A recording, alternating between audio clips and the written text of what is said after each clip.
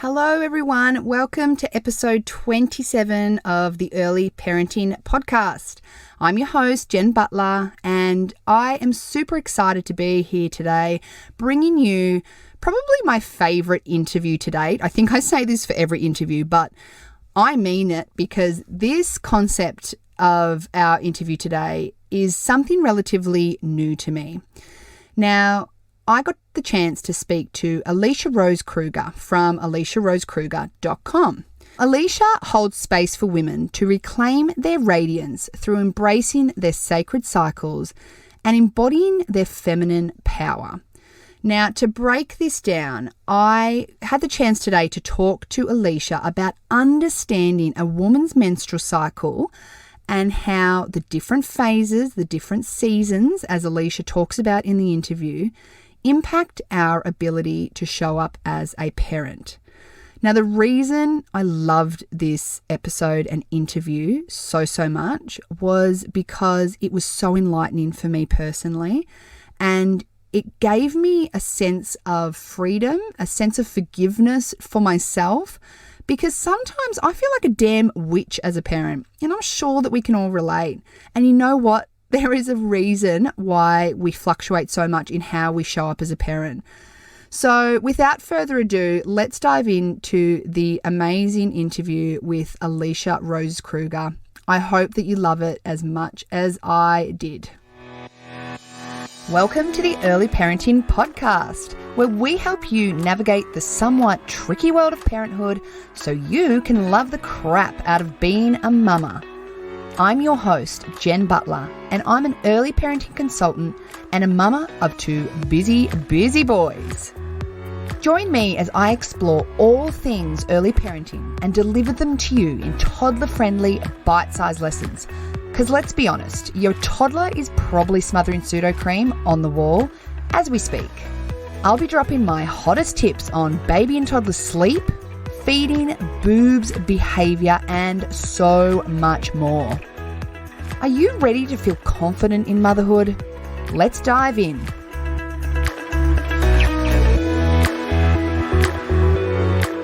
This episode is brought to you today by my free workshop I'm running on the 24th of January 2020.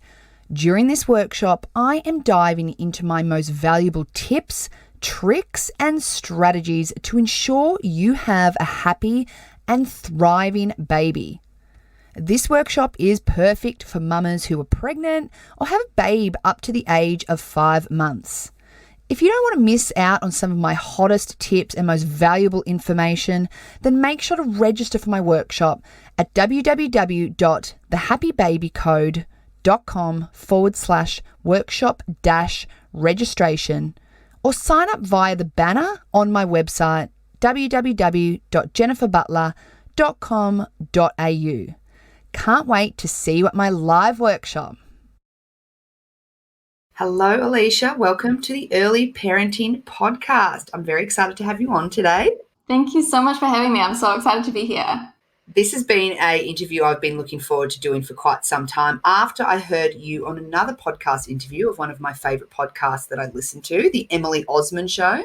And I wanted to bring you on because I thought when I was listening to this interview, like we're going to dive into exactly who you are and what you're all about in a second, but I just thought that what you're all about is so relevant, can be applied to the parenting world. So perhaps for my listeners, can you maybe tell us a little bit about yourself and what you do? Yeah, so my name's Alicia. I am based on the Gold Coast of Australia and I do a few different things, but the essence of what I do is I help guide women home to the wisdom within their bodies. So I teach women about their menstrual cycles, how to harness the power of their menstrual cycles in their daily lives. I do one-on-one womb and pelvic healing. So that's a more of a deep dive into the wisdom of the body, you know, the ovaries, the womb, the pelvic floor, all of that sort of thing. That's kind of the heart of what I do, and it looks a lot of different ways. So one-on-one sessions, group programs, in-person workshops, all kinds of things. But I'm so passionate about teaching women about the power of their wombs and their menstrual cycles, because the menstrual cycle is the rhythm that governs how we feel every single day. So if we can get to understand how it's affecting us and how to harness that instead of constantly fighting against it, I just think life becomes so much easier, and we spend so much more time in flow, and it's really the key to unlocking our power as women. I feel like the menstrual cycle, our periods, everything, it's such a taboo topic. And I feel like we are so undereducated as women about what we actually are going through in our bodies, in women's bodies every single day. And it's like, as you just said, understanding it can be such a release and a freedom in why we feel basically why we can feel really good some days and really shitty on other days. And I feel like if we have a bit more knowledge around it, it's just, as you said, it's about finding your flow. So why are we so undereducated as women about all of this? This could be a whole podcast conversation in itself. There's a quote that I love, and it's by Dr. Christian Northrup, and I can't remember exactly what it is, but it's something about, if you want to find your power as a woman, look at all the places that you've been taught to fear or be ashamed of. So your period, menopause, birth, all of these completely normal physical functions that we have as women, which are our greatest sources of power and transformation. All of these parts of ourselves we've been taught to shame, taught to see as disgusting, and that is, we can talk about 2,000 years of patriarchy and all the ways in which that's disconnected us from our power as women, but I think that's a part of it. I think another piece of it is that there's this sort of collective belief that to be cyclical and to not be in that superwoman energy all the time is a weakness, because we are taught to glorify that superwoman energy, that busyness, that need to be doing all the things all the time. There's also a generosity in the superwoman energy of ovulation because it's linked to the mother archetype. And that is, if we think about what kind of women are celebrated historically, it's, the traditional roles of the wife and the mother, the nurturer who martyred herself to be in service to everybody else.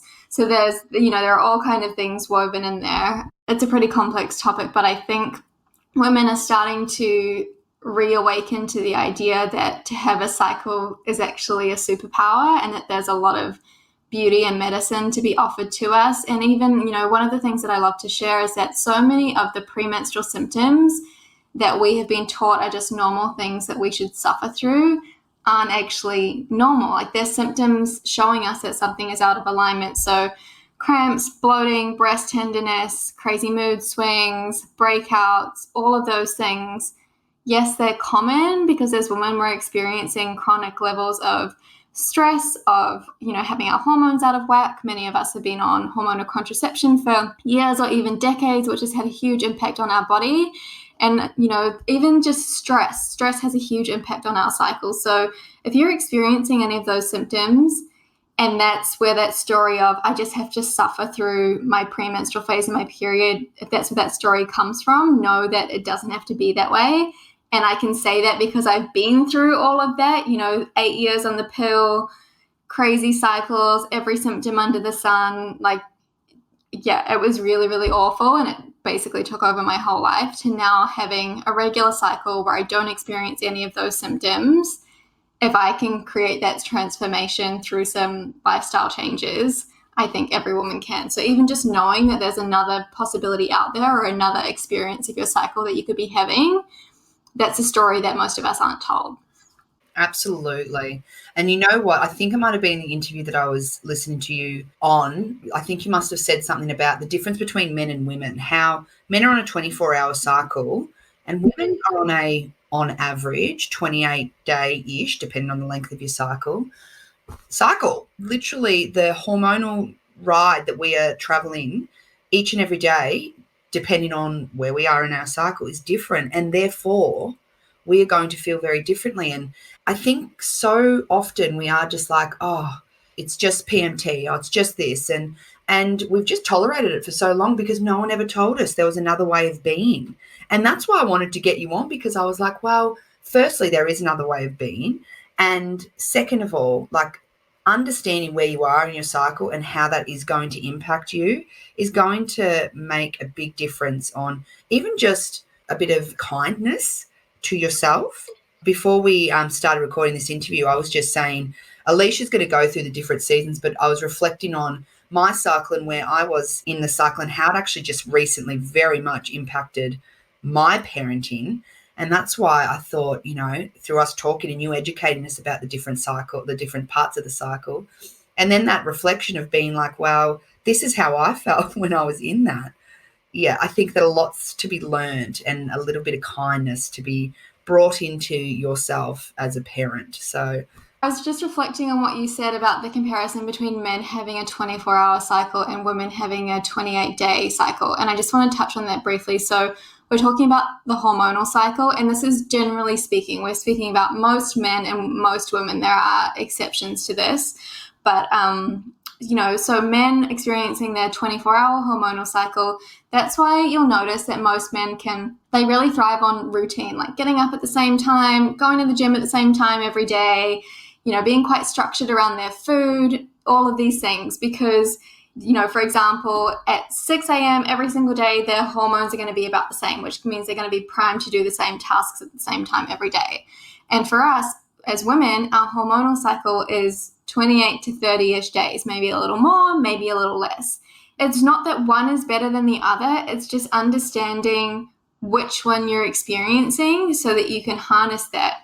And that little shift as a woman who has a cycle can completely change the way that you schedule your life, the expectations you have on yourself. And to give an example of exercise, if you were to create some new exercise goals for yourself, rather than saying, I'm going to go to the gym every Monday, Wednesday, Friday, and Sunday for the next month. It could be because you're on a monthly cycle, and there will be some times of the month where you're bursting with energy and other times of the month where your body is really needing more rest. It could be a monthly goal. So saying, I'm going to go to the gym 10 times this month, and honoring your cycle in a way that on the first 3 days of your period, you may not go at all. Around your ovulation time, you might go 5 days in a row. Those ebbs and flows over the course of the month, they even themselves out because you have different strengths and superpowers at different times, different energy ebbs and flows. And so if you can plan your goals and look at what you're achieving over the course of a cycle rather than over the course of 24 hours or a week, firstly, you're going to get more done. You're more likely to be successful because you're going with what's already here, like your natural strengths. And you're going to be a lot kinder to yourself because, one of the first things I noticed when I started tracking my cycle was back then I was running a graphic design business full-time. I was freelancing, and I couldn't understand why some weeks I would tick everything off my to-do list. Creative concepts would flow out so easily. I could do 16 things in a day and it would be totally fine. And then a week later, I could sit at my computer all day and nothing would manifest from it. And I got to understand that it was because I was in my superwoman ovulation energy when I was full of all the creative ideas and I was able to get stuff done. And then a week later, I was about to have my period. And, that's when your hormones are at their lowest. That's when you're really introspective. That's when your inner critic can get louder.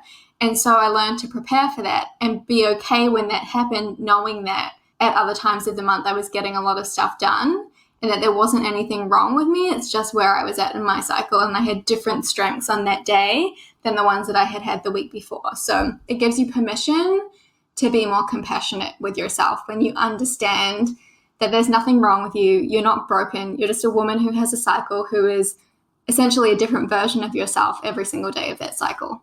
I just love that. It actually makes me excited, like even just looking at things in a monthly view. Like it's such a great way to look at things. The same concept can be done for parenting where, like you look at your month ahead and we all have shit to do as parents. Like we'll have the meal planning, we've got the shopping, we've got, everyone's got this beyond that, but it's the activities with the kids. It's maybe that desire to actually get out of the house versus stay at home and do some, cleaning and some reorganizing of the clothes, or I'm thinking of all the jobs that I've got to do.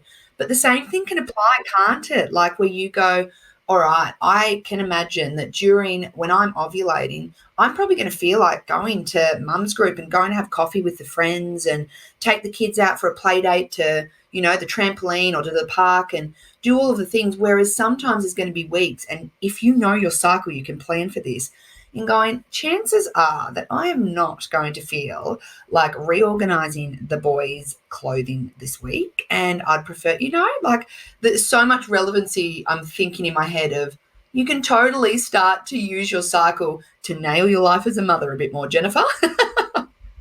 Yeah, absolutely. Should we go briefly through the 4 seasons and then we can dive more into that? Let's tell the world. I can't wait to share this. So go for it, Alicia.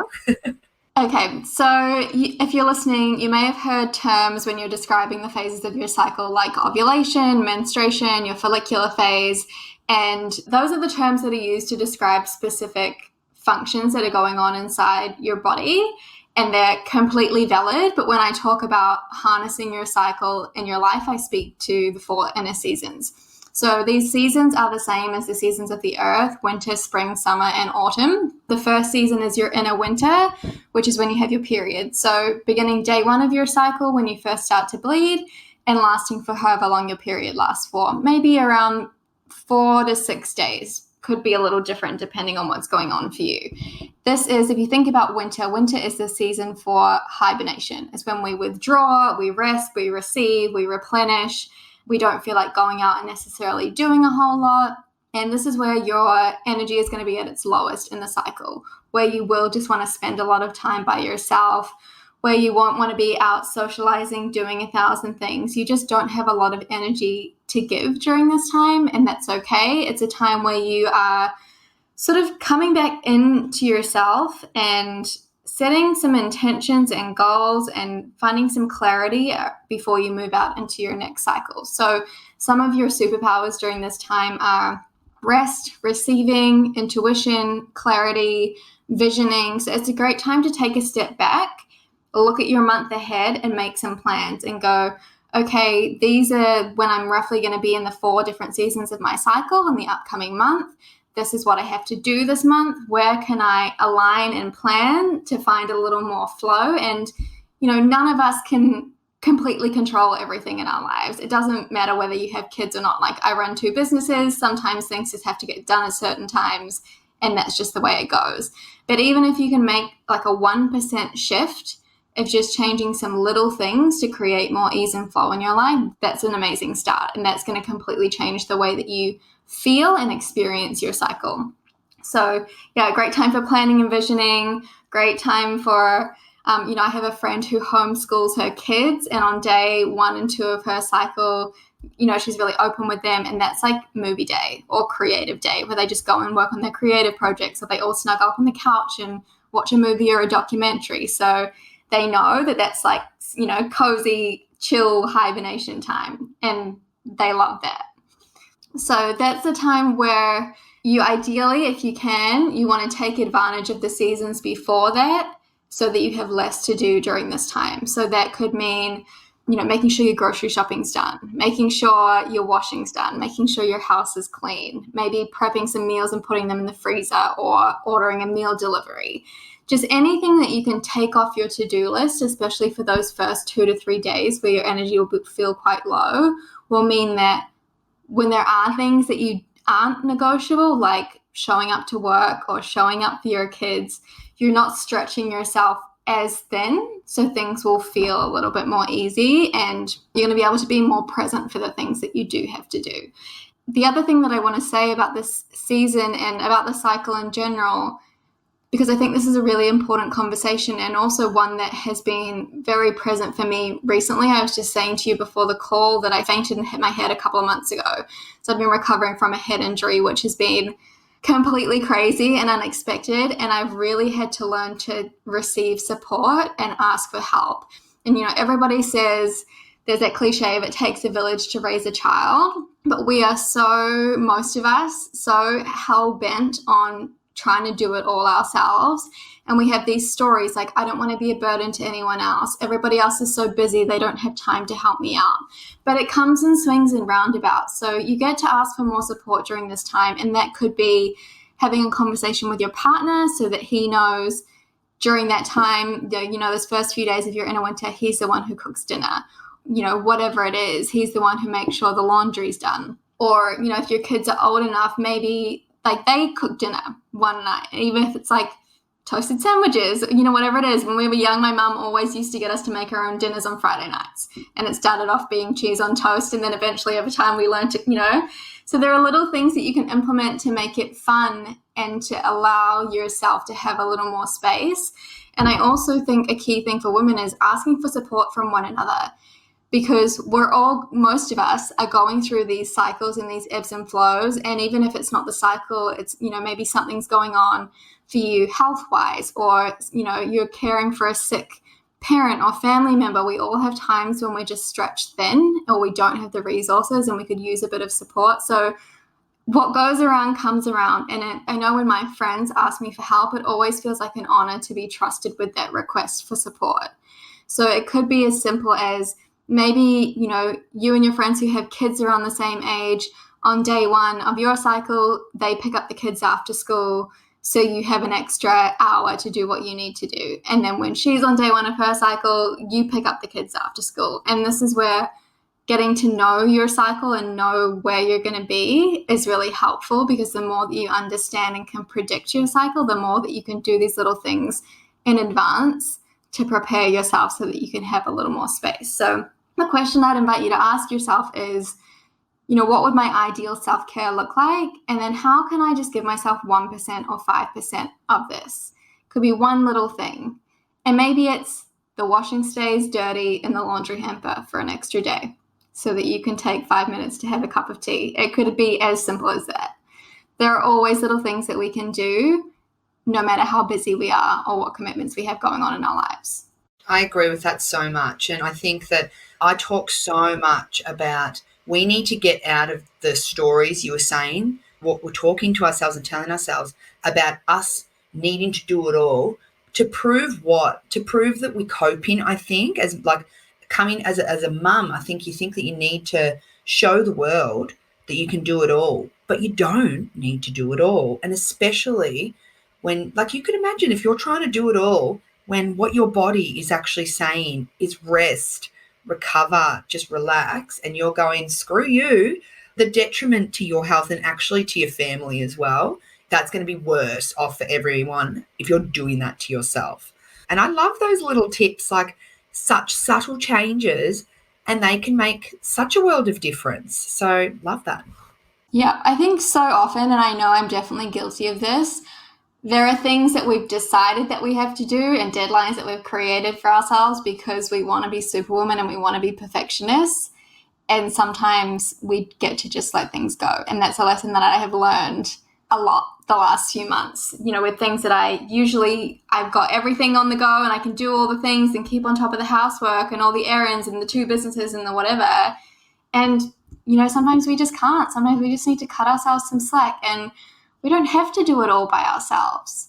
It's so much more fun when we don't try and do it all by ourselves. And like you said, that's when we thrive within our physical health, within our mental well-being.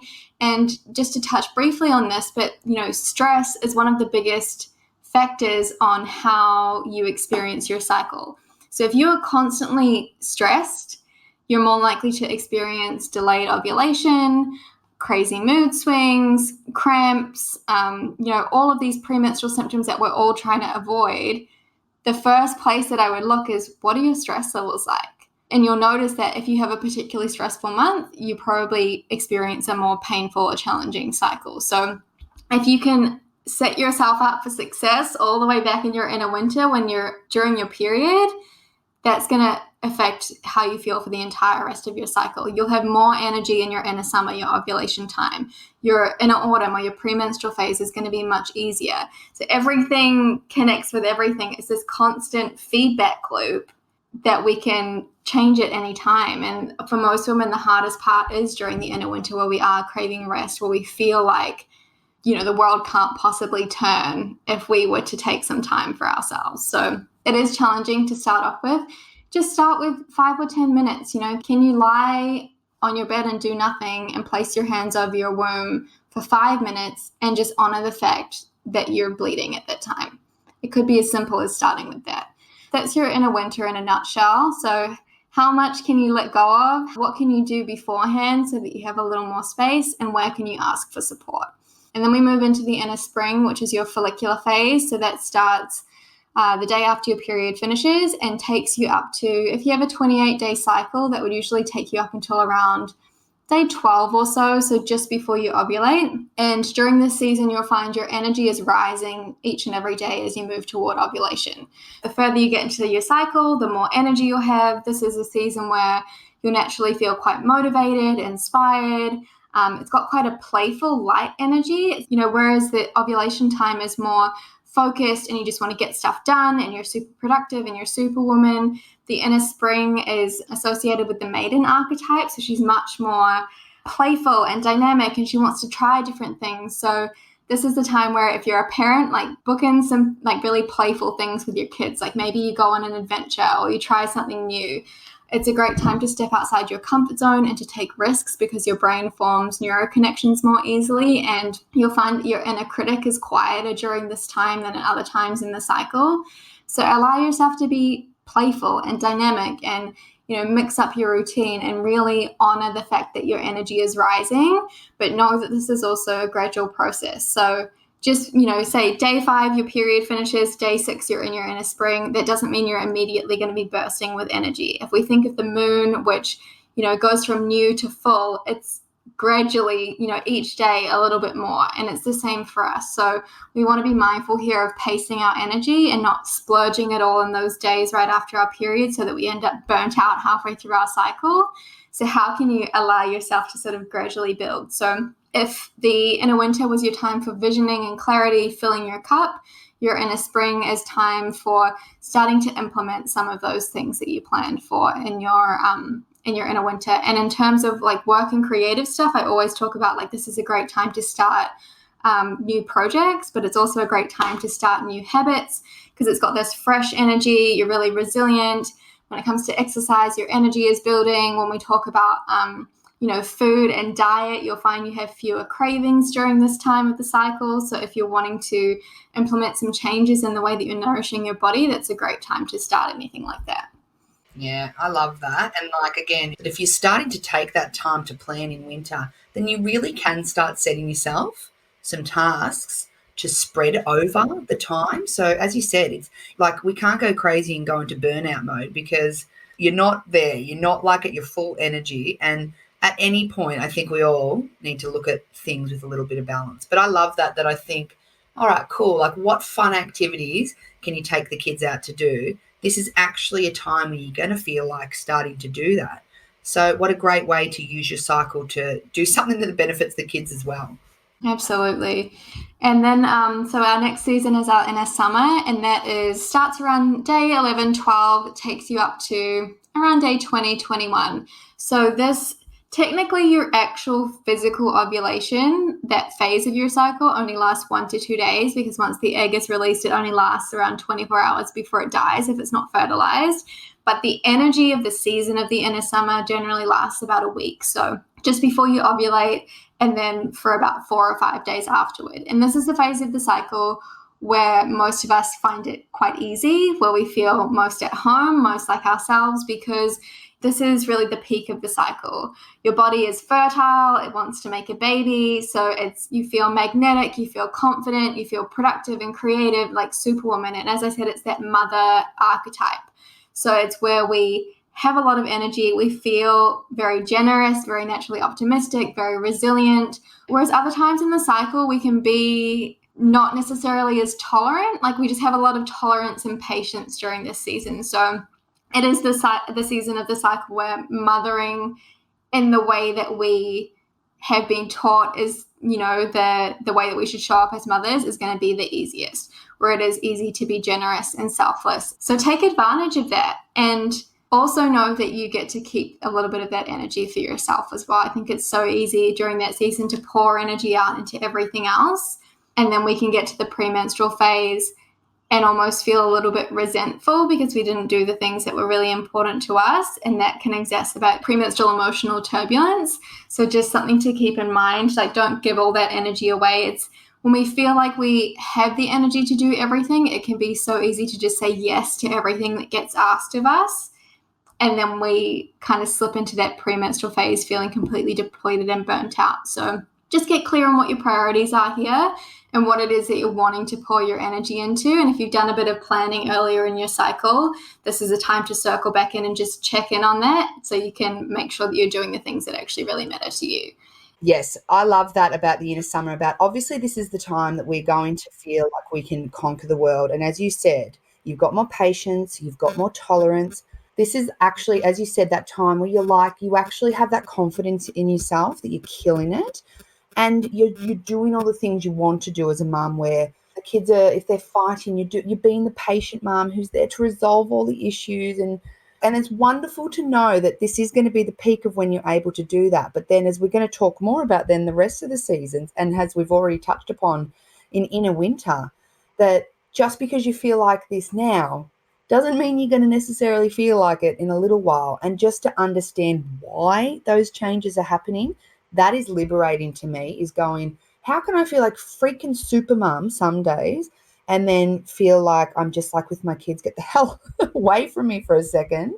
And it's because of what's going on for us internally. But I also love what you said about make sure you're taking some of that time to still conserve that energy for yourself. Like, I think the biggest thing is that if you're then taking that into the next cycle, the next part of the cycle, I should say, that's going to make a huge difference to be more consistent in parenting from then on. Yes, and that's actually just reminded me of something else that I want to touch on, which is some of the natural superpowers during the inner summer are connection and communication. So you'll notice that you're more articulate, you can communicate more clearly, which is great for having challenging conversations. And even just on a more practical level, like I always try and schedule all my podcast interviews and workshops and things around this time, because the words just flow and, you know, your communication skills are on point. And the connection. So this is the time of your cycle where you will want to be around people more. So you can schedule in more play dates, more meetings, date nights with your partner, all of those sorts of things. You'll feel like being around others fills you up in a way that it may not necessarily at other parts of your cycle. So this is the time to really take advantage of that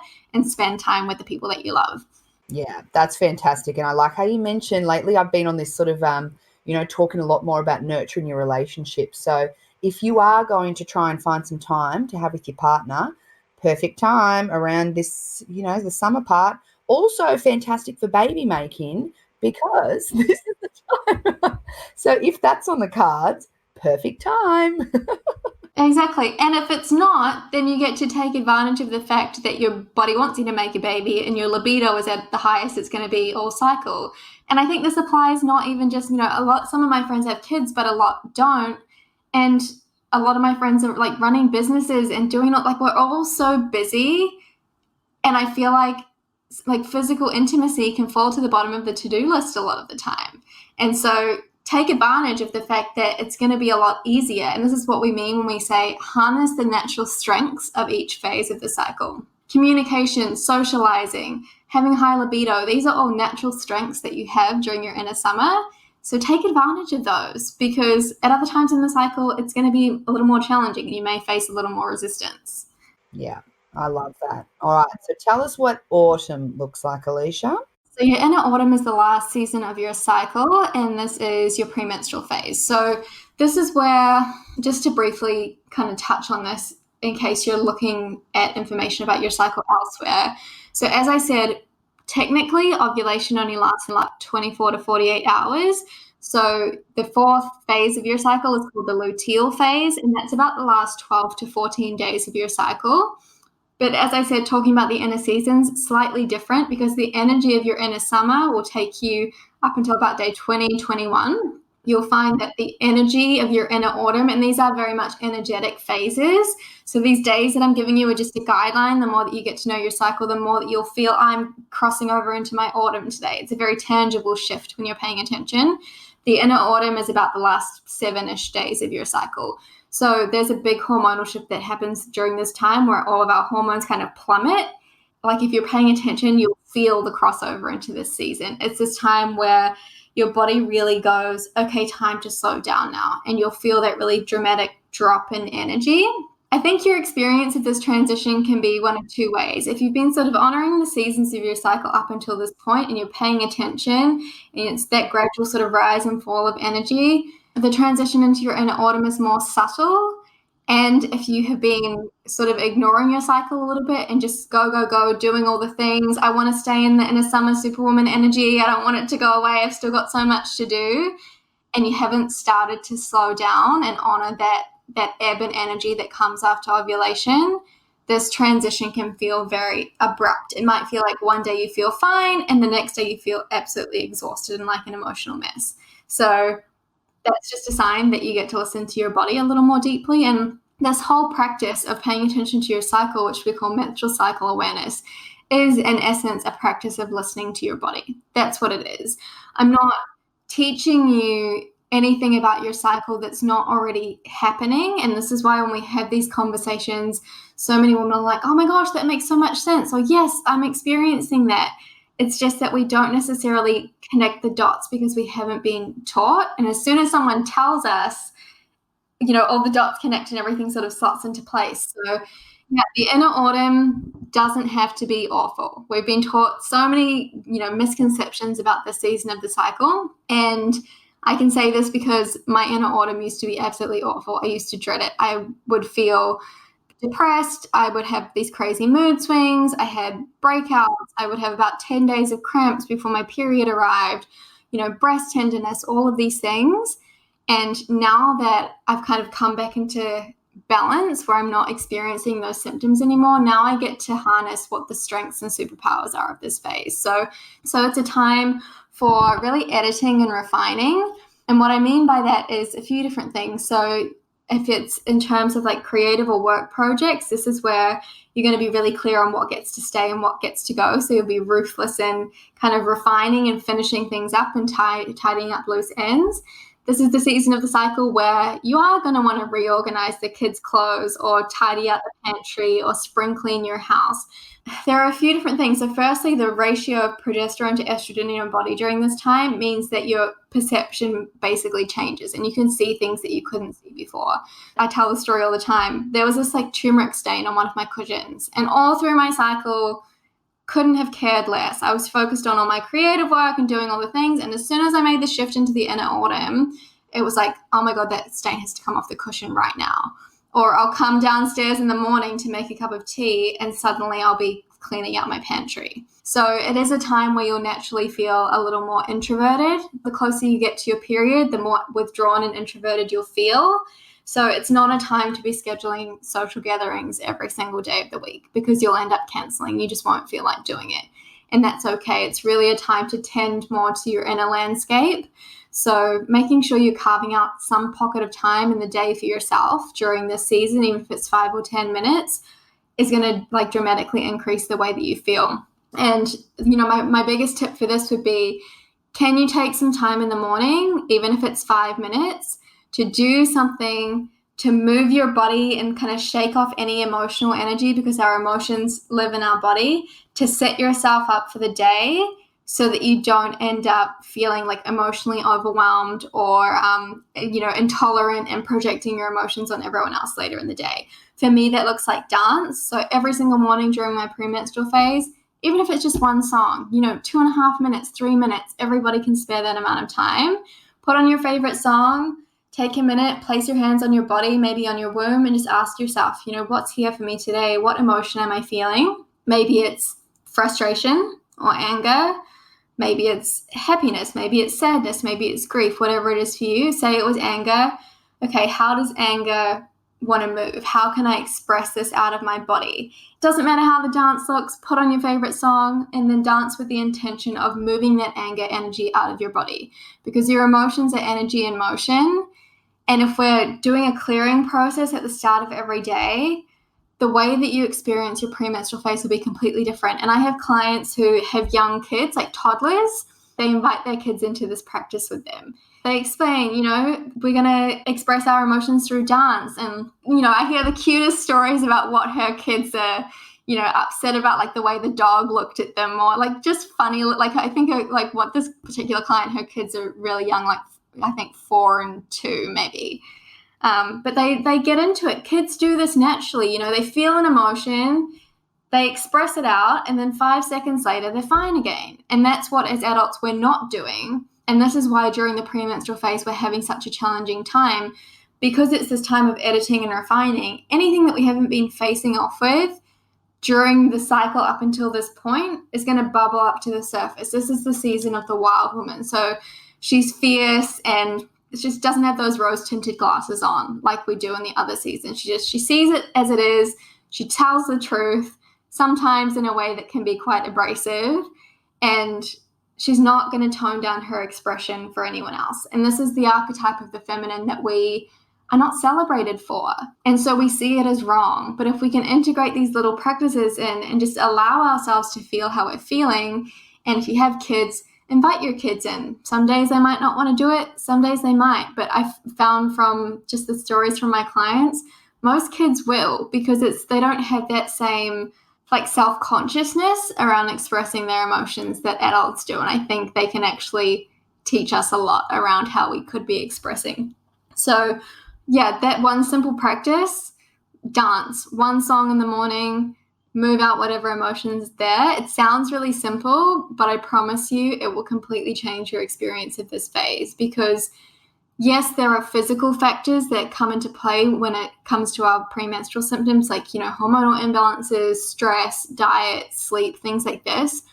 But our emotional well-being has just as much of an impact on our experience of our cycle as our physical well-being is, because when our emotions aren't expressed, they just sit as stagnant energy in the body. And for women, especially around the area of the pelvic bowl, if we think stagnant energy is the opposite to flow and beautiful circulation, which is what we want for a healthy cycle. So that's when we can end up getting cramps, long cycles. Our period can be more of a brown sort of stagnant color rather than the beautiful crimson that our blood should be. So have a play with that in your own practice. And, it always feels good to dance it out, even if we think we don't want to. That practice will change the game. So have a practice that allows you to move your emotions, take more time for yourself during this phase of the cycle, even if it means, 5 minutes of meditation or journaling, whatever that looks like for you. You'll find that your physical energy will decrease the closer you get to your period. So you might want to skip the gym in favor of, a gentle yoga class or a walk out in nature or something like that during this time. Really asking your body each day, schedule in time for exercise, because if we don't schedule it in, it probably won't happen. But check in on that day and ask, how do I want to use this time? Do I want to use it to go for a walk? Do I want to use it to go for a HIIT class? And see what your body is actually asking for. And yeah, those superpowers of editing, refining, intuition, seeing and knowing the truth. We just get really clear in this phase on what's working and what's not in every area of our life in terms of emotions, our creative projects, the habits, the way that we're taking care of ourselves. We just receive a lot of feedback during this time. And that can be really confronting, but it's also a really beautiful gift that allows us to clear and edit and, reorganize some things and then move into that new cycle feeling a little closer to the alignment of who we are. I love that. And when you were saying, I was sort of laughing to myself about how you stop wearing those rose-colored glasses during that phase. House clean for me, lowest of the priorities. I don't really care about it, obviously, until autumn, when all of a sudden Jen comes storming out of the room. Is like, why is this house such a mess? And all of a sudden it's just in front of me. So I was just laughing at how clear it is once you see it, once you know, once we're starting to see and understand our cycle, which obviously we probably need a whole nother podcast episode on how actually women do need to track their cycles, because for a lot of women, they probably don't even know exactly what it is that they do to track and look for. Others might be wonderful in understanding all of that. And some of us are on birth control where I guess, I don't know, all of this is potentially thrown out a little bit if you've got artificial hormones that are technically controlling where you are in your cycle. I'm sort of sitting there with a bit of a sigh of relief going, all right, well, the fact that I, was a little bit more impulsive in the way I was talking to the kids and my husband and everything, it all makes so much sense. And even just having the awareness of that sometimes allows you to choose something different in the moment, to know that you will be more reactive and less tolerant. And there are things that you might have glossed over for the entire rest of your cycle. And then all of a sudden, you're just not going to tolerate that anymore. And there's, especially with our partners, they often bear the brunt of it. It could be a little thing like, you didn't take out the rubbish and now I'm going to yell at you, but it's actually not about the rubbish. It's about the fact that I feel like I've been doing everything for the last few weeks because I could and now I can't and now I'm frustrated. like that's a whole nother conversation as well. But just understanding you will be feeling a little more vulnerable during this time, and giving yourself some space, even if it's just that few minutes a day, to process that on your own, so you're not projecting it so much on everybody else, because usually the reactivity and what comes out when we're in that space is just a mask or a distraction for the thing that we're actually feeling. So if we can get to the crux of what the thing actually is, then we know whether it's our partner or someone else, we can sit down and actually have a productive conversation and maybe, renegotiate some agreements or, whatever it is. So understanding yourself allows you to give yourself a little more grace. Yeah, just use that to your ability. So this has been so awesome. I think there's so many, like I said, I think that there's probably more conversations we can have around this that are so pertinent to just women in general, and understanding our cycle as we are mothering, and, having our relationships with our husbands, and doing all the things that I know that as a mum you're feeling so guilty for never being on top of all of it. But it's been so insightful. So thank you so much, Alicia. You're so welcome. And for those of you listening who are wanting to start to implement this a little bit, my tip to you, if you only take one thing away, is start tracking your cycle in some way or another. In an app, Clue is a great one that I recommend to get started. If you have a journaling practice, you can just pop your cycle day at the top of your journal entry. Might be the Notes app in your phone. Everyone has different ways that work for them depending on what feels good for you.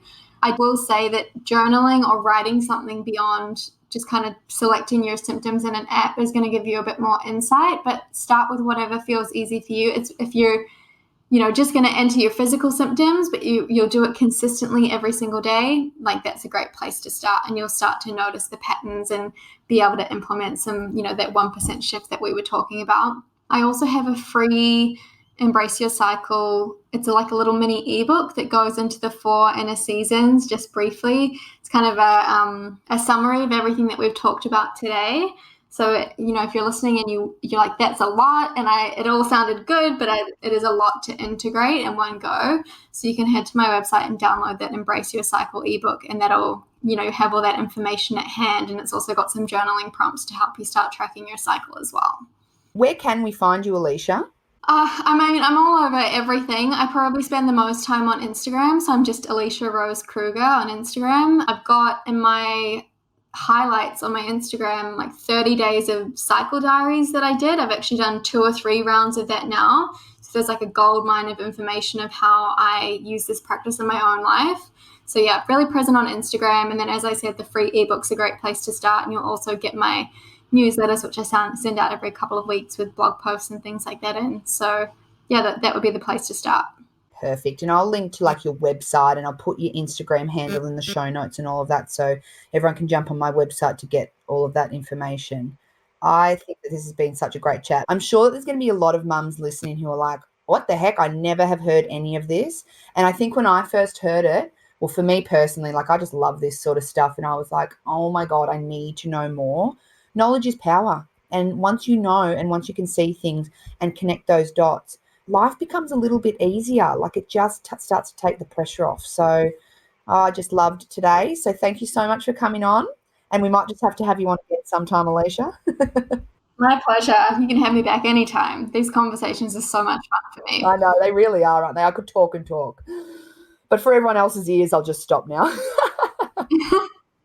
All right. Thank you so much, Alicia, and have a lovely rest of the day.